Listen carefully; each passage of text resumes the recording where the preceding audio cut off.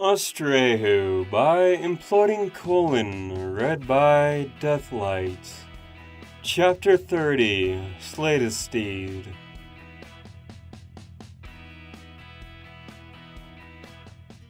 In every rain season, Cloudsdale enlists the help of a completely different town to gather the water for an upcoming perspiration.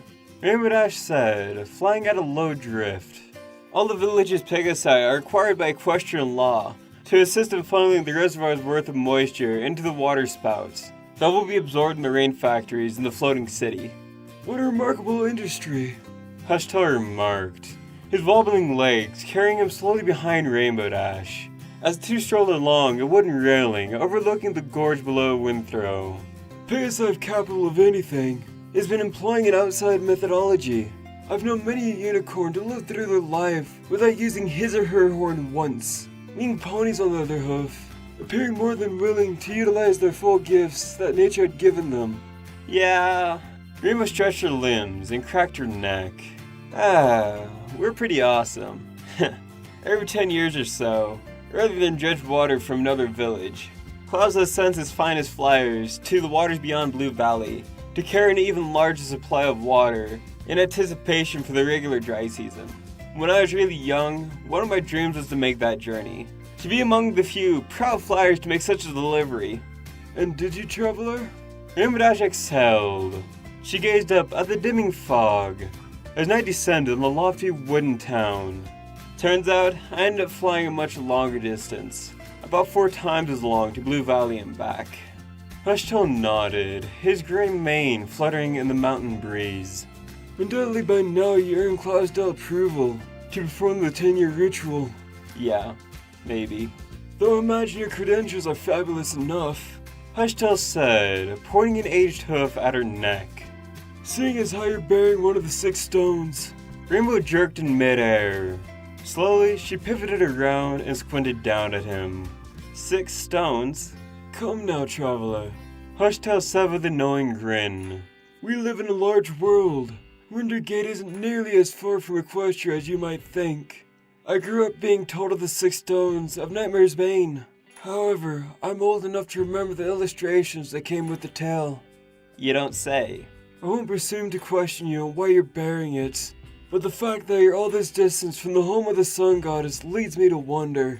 His eyes narrowed. Has something terrible happened to the harmony of your homeland?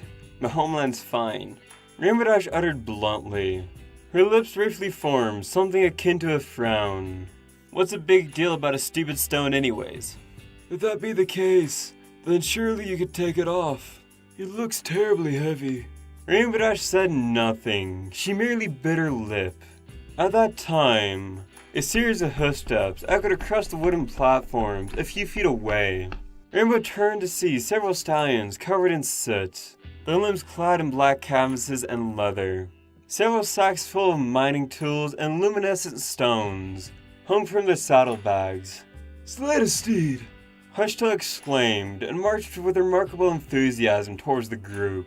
You're back from your labors! What remarkable timing! Full Trust's caravan has returned! What's more, we have a most splendid guest in our presence. Every pony upon seeing Hushtail stopped and bowed their heads in reverence. All except one pony, that is. A young stallion with a light brown coat and blonde mane merely grunted. I have very little time for rejoicing or socializing, father. I have to make sure that the minerals carried from the mountains exceed last month's quota. We are, after all, falling behind in supplying the southern trade route. If you wish for next month's merchants to plan visiting us for next year, some pony's gonna need to lose a lot of sleep to make that happen. Son, I understand you're greatly pressed to finish your tasks, Hushtail uttered. But you mustn't forget that you're both my Hera and my representative. It is polite, Windthrow way to pay respect to outsiders. That's just it, father. Every pony is an outsider to us. Austraeoh Steed grunted. His chestnut eyes brightly light up. But it doesn't have to be the case. If we went out and hired ponies from the southern villages, with the sole purpose of employing them in the mines, we would increase profit and trade all at once. We need to get our names known beyond these lengths of these jagged cliffs. I respect your opinion, Austraeoh Steed, but I don't know if this is the time for... It's never the time, father. Slade Steed hissed, giving Rainbow Dash a lethargic glance. I don't care how many guests we have. There's work to be done.